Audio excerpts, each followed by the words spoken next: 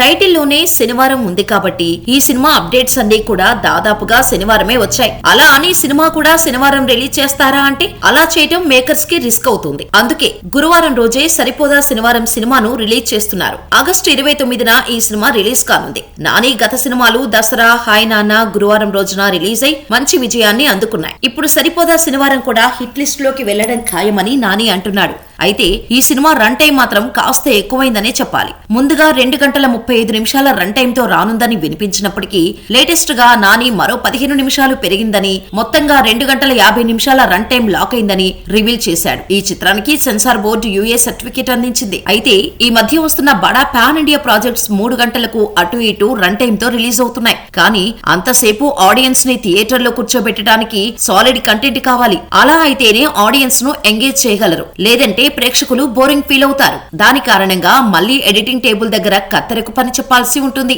Recent గా వచ్చిన భారతీయుడు 2, మిస్టర్ బచ్చన్ సినిమాల విషయంలో ఇదే జరిగింది. ఇప్పుడు నాని చేస్తున్న సరిపోదా శనివారం ఫక్తు కమర్షియల్ ఫార్మాట్ తో రాబోతోంది. అలాంటి సినిమాతో ఆడియన్స్ ని దాదాపు 3 గంటలు సీట్లో కూర్చోబెట్టడం అంటే సరిపోదా శనివారంపై మేకర్స్ చాలా కాన్ఫిడెంట్ గా ఉన్నారని చెప్పాలి. మరి నాని ఈ సినిమాతో ఎలాంటి రిజల్ట్ అందుకుంటాడో చూడాలి.